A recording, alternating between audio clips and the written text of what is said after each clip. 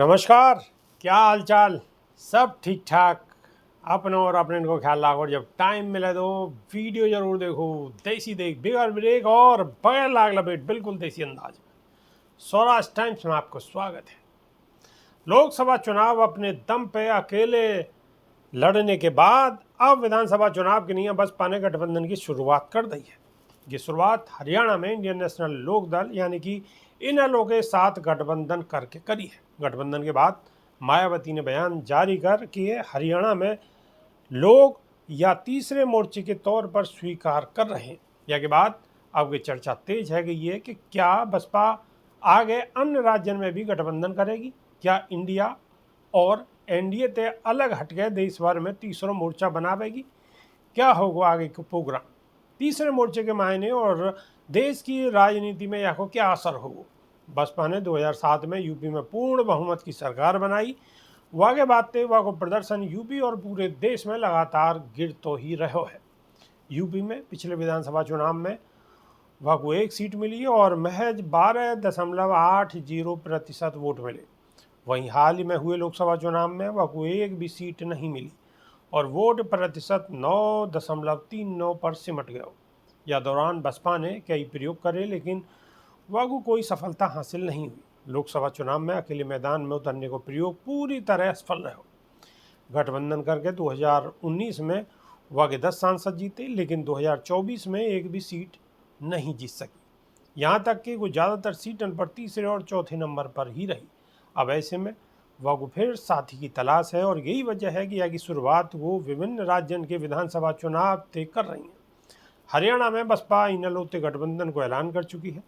Party सूत्रों को कहना हो कि अन्य राज्यों में भी बसपा इंडिया और एनडीए ते अलग अलग हट गए क्षेत्रीय पार्टी ते गठबंधन कर सके। खुद मायावती ने भी हरियाणा में तीसरे मोर्चा की बात कह के इशारों करो। या पंजाब में अकाली दल थे लोकसभा चुनाव से पहले गठबंधन की तैयारी ही लेकिन एन वक्त पर गठबंधन नहीं हुआ। सूत्रों को कहना है कि अगले साल अकाली दल यदि इंडिया और एनडीए के साथ नहीं जामे तो वो विकल्प खुलो है। याद पहले एमपी छत्तीसगढ़ सहित कई राज्यों में बसपा ने गठबंधन करो हो, आगे भी गोया को दोहराना चाहेंगे। यूपी में भी लोकसभा चुनाव से पहले कई दलन से बात चली लेकिन तब गठबंधन संभव नहीं हुआ। आगे आने वाले समय में वो इंडिया या एनडीए से छिटके दलन को अपने साथ लेने को प्रोग्राम बना सके। अब सवाल ये उठा है कि तीसरा मोर्चा बनाने की राह कितनी आसान होगी और वाते क्या हासिल होगी। विभिन्न राज्यों में प्रमुख दल इंडिया और एनडीए खेमे में लामबंद है। वगे बाद जो दल बचे हैं उनको भी जनाधार बहुत कम है। यूपी के अलावा विभिन्न राज्यों में बसपा को भी वोट प्रतिशत 3% से ज़्यादा नहीं है।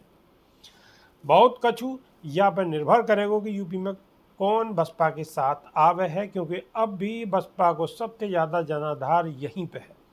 फिलहाल तीसरा मोर्चा बनाकर बहुत कछु बड़ो उलटफेर कर पाना मुश्किल है। कछु राज्यों में वो गठबंधन करे हैं तो इतना जरूर है कि अपना प्रदर्शन कछु बेहतर कर ले। बसपा के अब तक के अपने सभी प्रयोग फेल हो चुके हैं। वागू अपने दलित वोट बैंक की चिंता भी सता रही है। गठबंधन के जरिया वो खुद को मजबूत दिखाना चाहे या तो ये संदेश जाग हो कि बसपा को प्रदर्शन पहले से कितनों गिर गया हो लेकिन अब भी यह स्थिति में है कि दूसरी पार्टी वाके साथ आना चाहे या मजबूती थे उनको अपना वोट बैंक काफ़ी हद तक वापस आ सके हैं। यह समय इंडिया और एनडीए की नज़र भी दलित वोट बैंक पर टिकी हुई है। ऐसे में बसपा अपने परंपरागत वोट बैंक को खुद से दूर जाने देना नहीं चाह। विभिन्न राज्यों में दूसरी पार्टी भी या नहीं बसपा से गठबंधन कर रही है क्योंकि हर राज्य में कछु न कछु दलित वोट बैंक बसपा के साथ है। उधर राष्ट्रीय पार्टी को दर्जा पाने के लिए वोट प्रतिशत बढ़ाने के साथ ही कछु राज्यों में सीटें जीतकर राज्य स्तरीय पार्टी बनाना भी जरूरी है।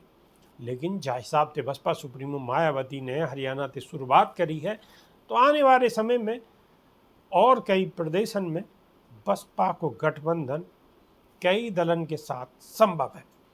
और सूत्रन के हवाले से ये खबर भी आ रही है कि आने वाले समय में इंडिया गठबंधन के साथ भी बसपा जुड़ सके है, बसपा की एकता है सके, बसपा गठबंधन कर सके। लेकिन ये देखने वाली बात होगी। अभी तो सूत्रन के हवाले से ये खबर है।